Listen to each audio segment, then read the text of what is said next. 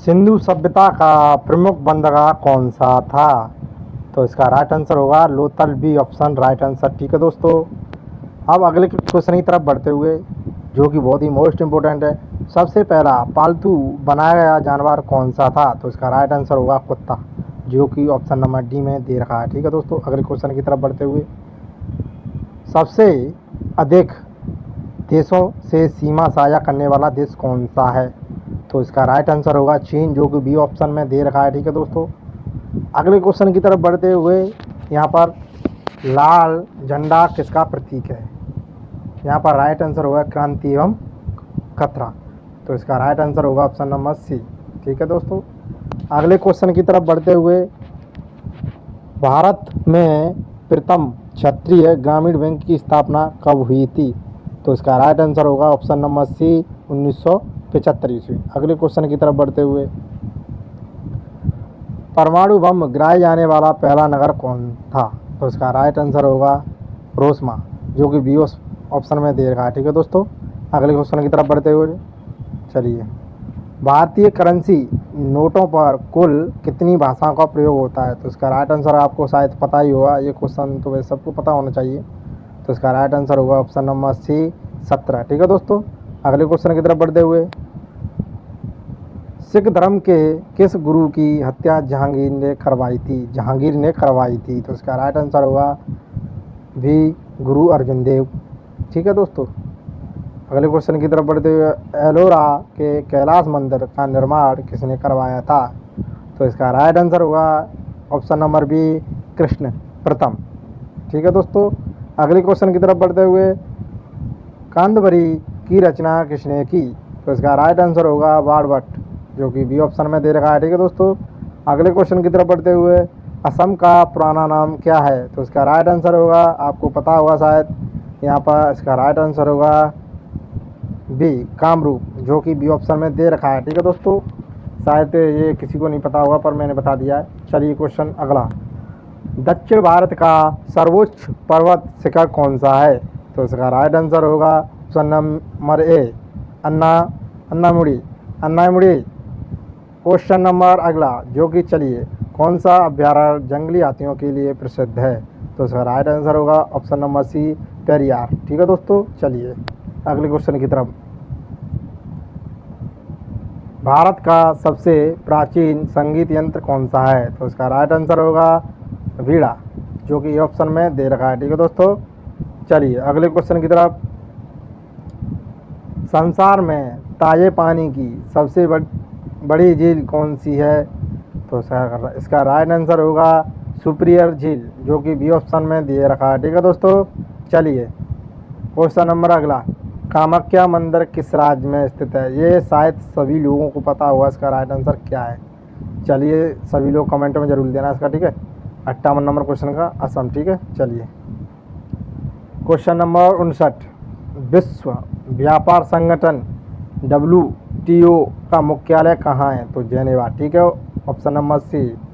चलिए अगला क्वेश्चन, औरंगाबाद में ताजमहल की प्रतिकृति किसने बनवाई है?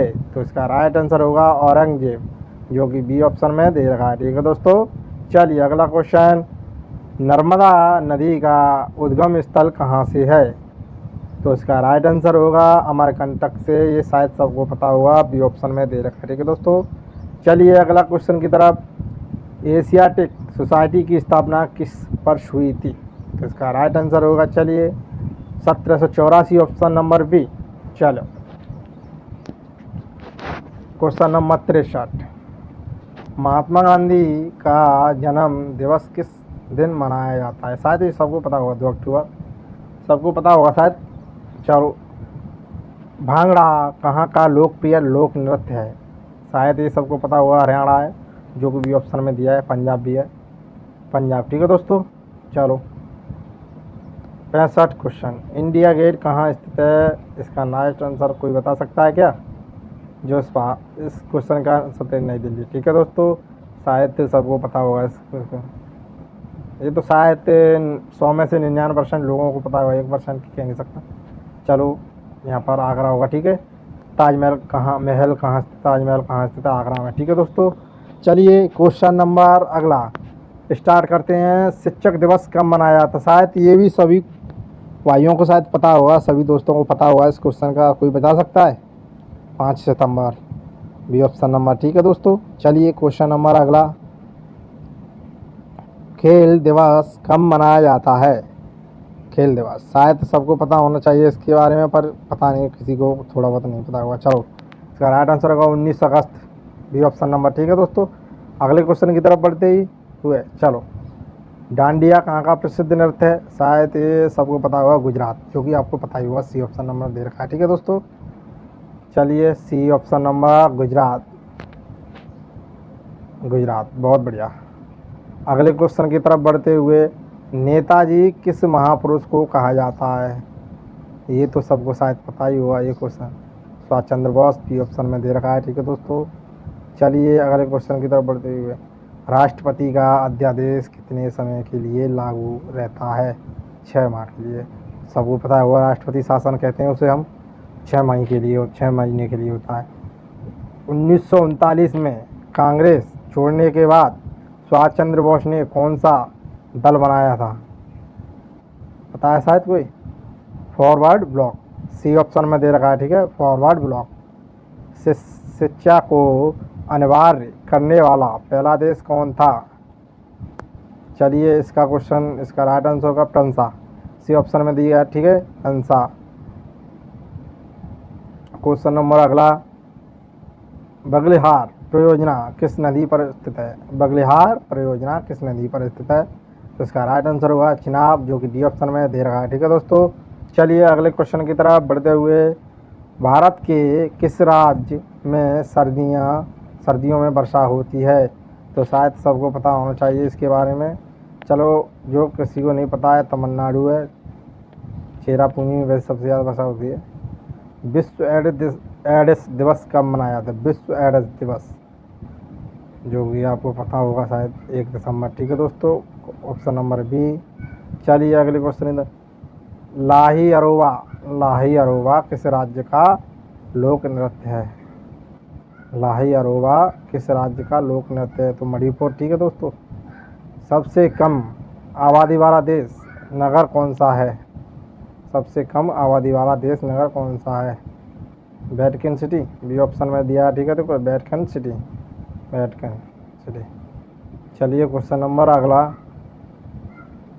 38, हड़प्पा सभ्यता के नगरों की सबसे प्रमुख विशेषता क्या थी? तो इसका राइट आंसर होगा ऑप्शन नंबर सी, योजनाबद्ध नगर विन्यास, योजनाबद्ध नगर विन्यास। ठीक है दोस्तों, अगले क्वेश्चन की तरफ बढ़ते हुए, चंपारण सत्याग्रह किसके द्वारा शुरू किया गया था?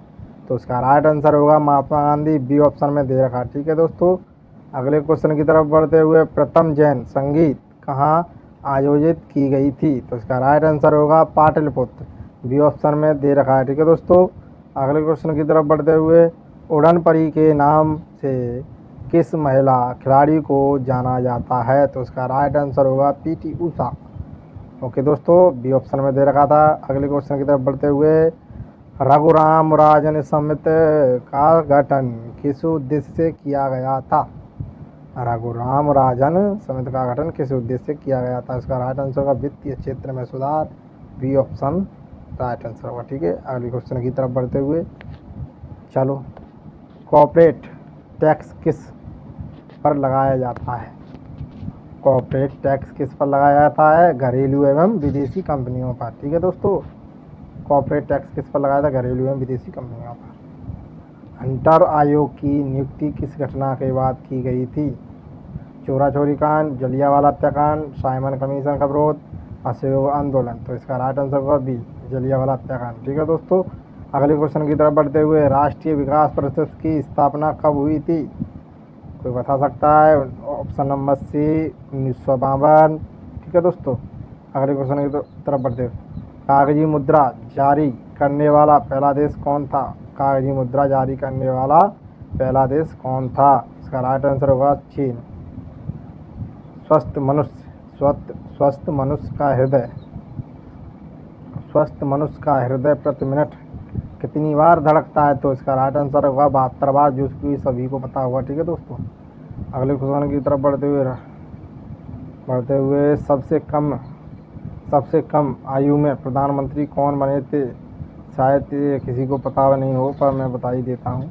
चलिए, राजीव गांधी ऑप्शन में मेरे हिसाब से आना चाहिए, फिर इंदिरा गांधी।